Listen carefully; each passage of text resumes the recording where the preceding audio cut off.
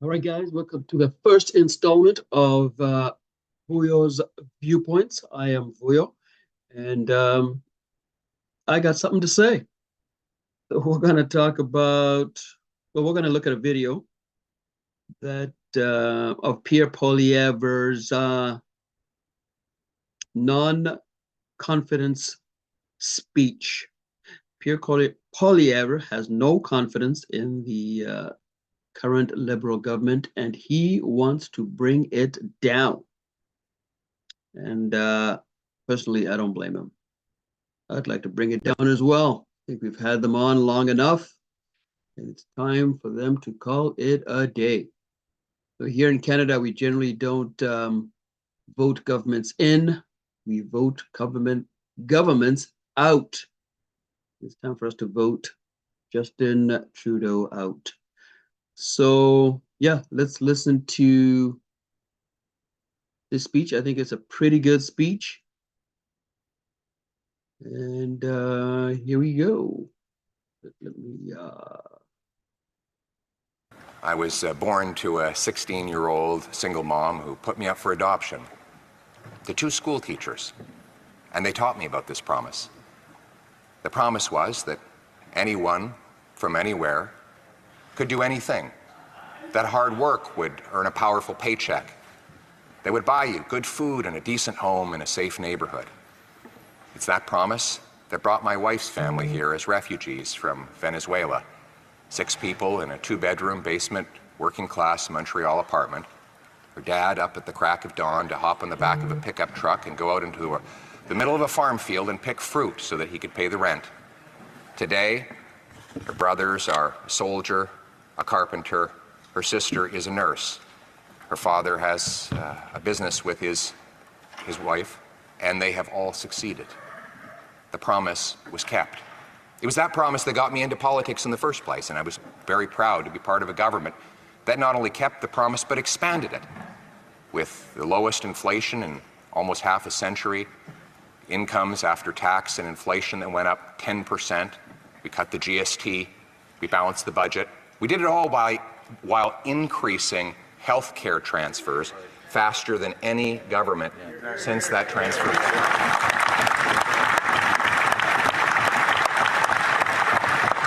I welcome every single time they talk about my experience in government is doing the exact same things that I would like to do in the future, which is to expand the opportunity, expand the promise of this country.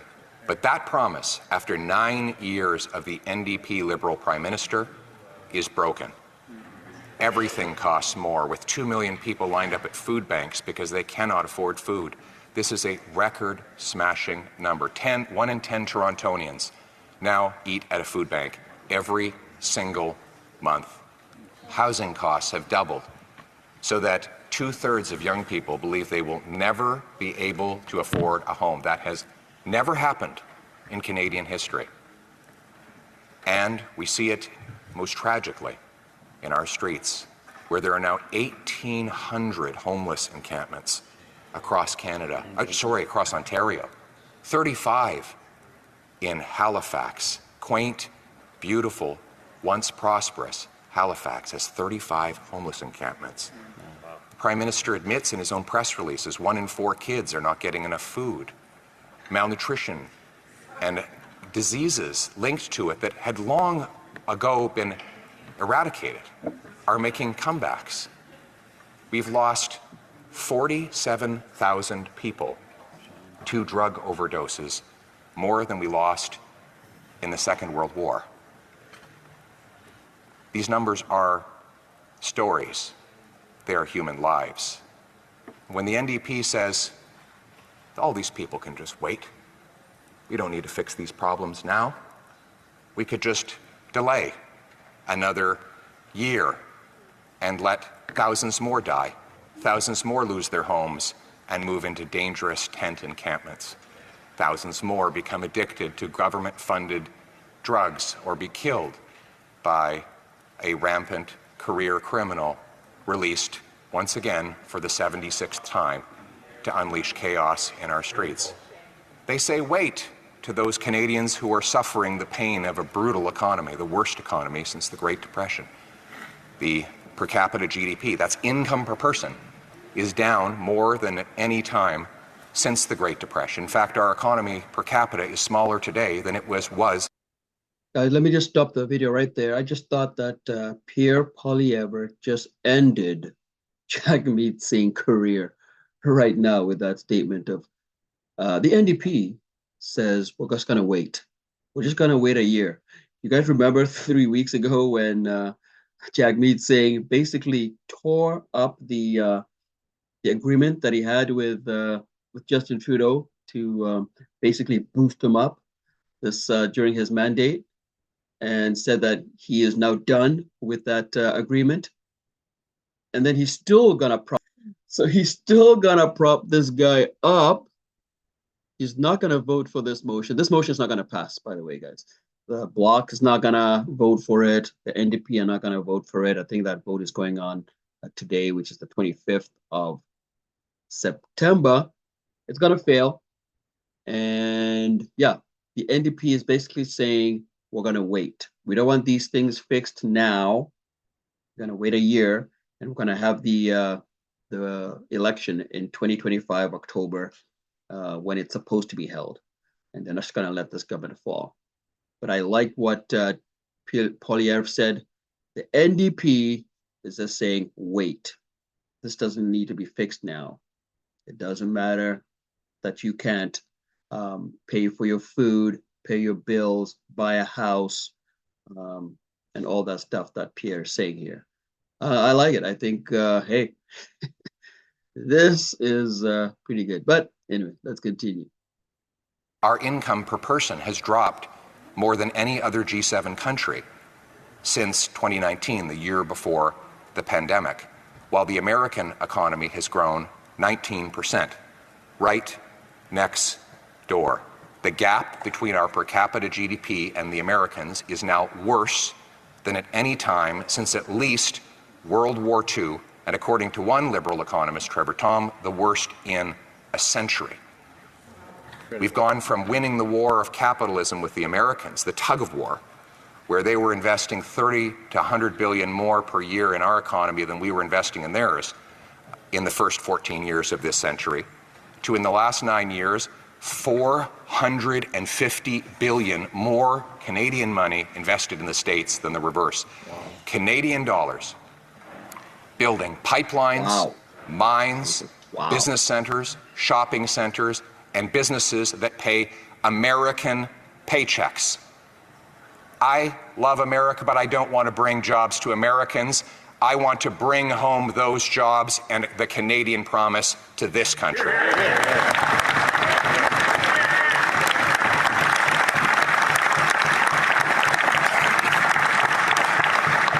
And that's why we have a common sense plan to axe the tax, build the homes, fix the budget, and stop the crime. Axe the tax. This will be a carbon tax referendum, a carbon tax election.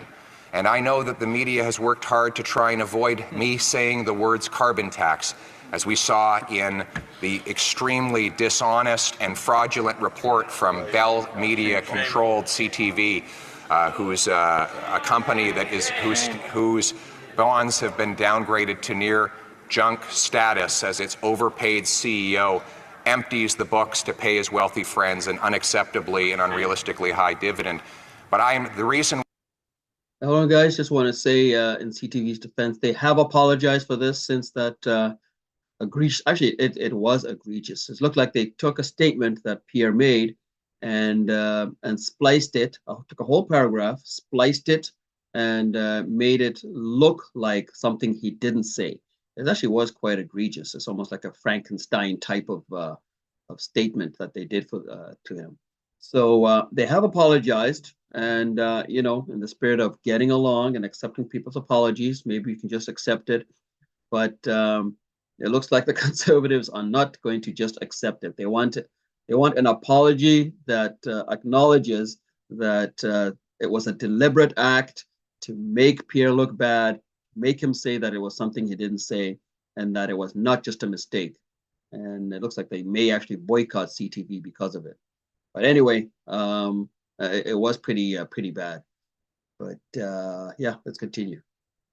Why he and his other cronies of that company are going after me is because he knows that I'm standing up for the people against the crony capitalists and insiders like him.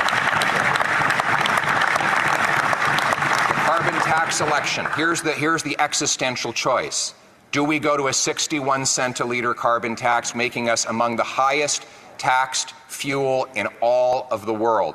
A tax that will grind our economy to a halt, that will force our truckers to leave to the US where there is no carbon tax. Nobody left to bring goods to our grocery store, parts to our factories, jobs to our people. It will be a nuclear winter if this happens. That's why common sense conservatives will axe the tax. We will bring home jobs, paychecks, businesses, and opportunity with abundant, affordable energy. We will fight climate change.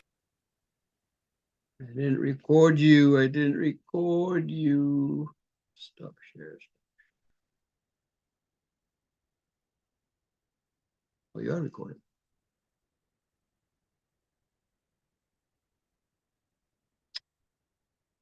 Oh, right. Let's go back to it. Shoot. I thought I wasn't recording, but I am recording. Let's go back to share. Make sure everything's copacetic. Let's go back to share.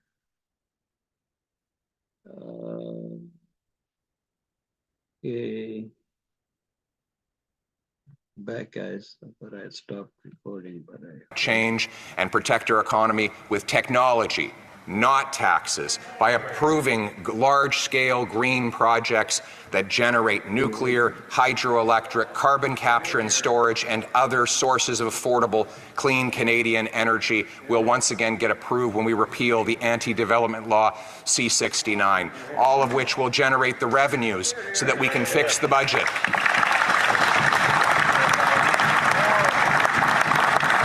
We will fix the budget by unleashing massive growth through the elimination of bureaucratic barriers and firing gatekeepers so that our projects can get built, setting the goal that all three levels of government should aspire to have the fastest building permits in the entire OECD.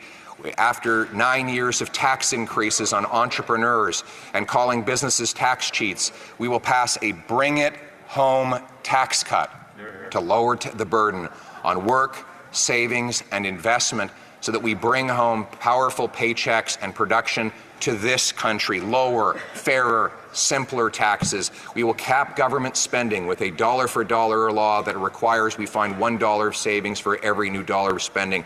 We'll cut bureaucracy, waste, and consulting contracts so that we can get the budget close to, or hopefully on balance as soon as possible to bring down interest rates, inflation, and debt. And finally, we will unleash the construction of homes by incentivizing municipalities to grant faster permits, free up land, and speed up and to cut development taxes so that we can build in safe neighborhoods with jail, not bail, for repeat violent offenders, to bring home the promise of Canada of a powerful paycheck that earns affordable food, gas, and homes in safe neighborhoods where anyone from anywhere can do anything. The biggest and most open land of opportunity the world has ever seen. That is our vision. That is our purpose. Now, let's bring it home. Right. Well, there you have it. That was Pierre Poilievre in action. Look, I think, inflation's up, crime's up, time's up. It is time for an election. It's time up for Justin Trudeau to get out of office. Let the people decide whether or not they want this carbon tax. It is a carbon tax election, as Pierre said. And yeah, that's my view. Well, guys, put something in the comments. Let me know what you think. Peace.